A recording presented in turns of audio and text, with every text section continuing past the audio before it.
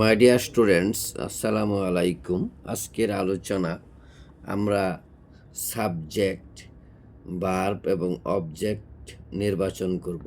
এই অনুচ্ছেদ থেকে আমরা subject, verb plus object selection করব। চলো আমরা কাজটি শুরু করি। Our school has a lovely garden.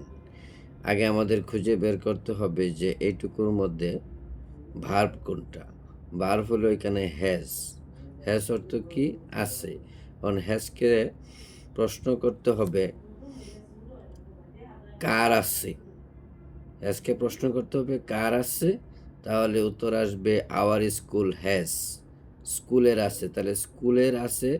Our school has মানে স্কুলের আছে, বিদ্যালয়ের আছে, তাহলে আওয়ার স্কুল এটা হলো সাবজেক্ট। ভার্ব হইল কি? হ্যাজ। এখন এই ভার্বকে আবার প্রশ্ন করতে হবে কি আছে। কি আছে? তাহলে এ লাভলি গার্ডেন, হ্যাঁ, একটি সুন্দর বাগান আছে।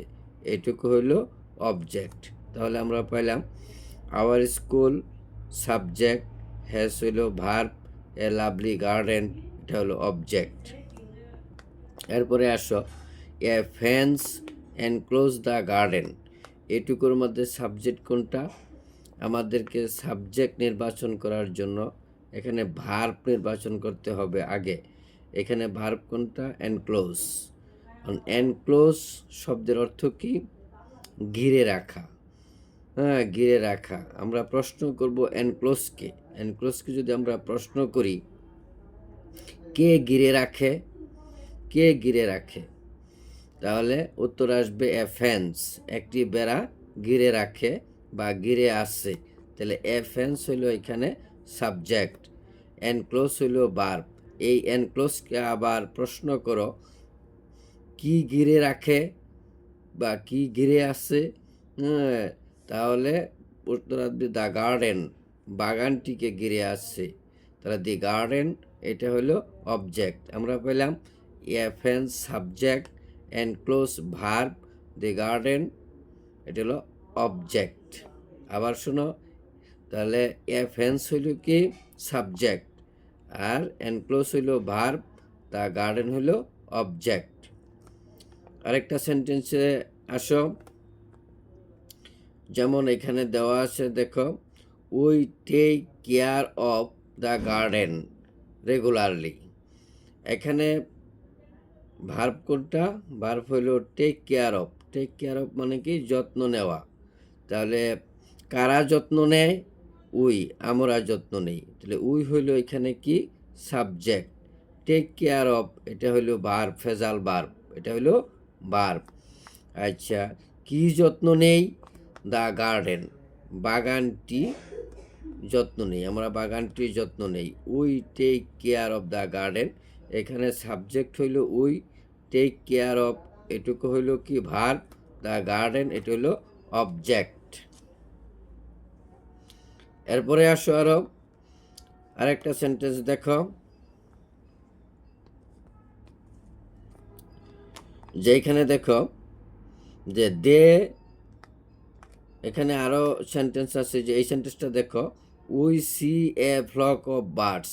We see a flock of birds. এখানে আমাদের ভার্ব কোনটা? সি। এখানে ভার্ব কোনটা? সি। সিকে প্রশ্ন করো, হ্যাঁ, কারা দেখে? কারা দেখে? উই, আমরা দেখি। তাহলে উই হইল এখানে সাবজেক্ট, সি হইল ভার্ব। এই সিকে আবার প্রশ্ন করো কি দেখি? এ ফ্লক অফ বার্ডস, এক ঝাঁক পাখি। এ ফ্লক অফ বার্ডস, এক ঝাঁক পাখি, এটা হলো অবজেক্ট।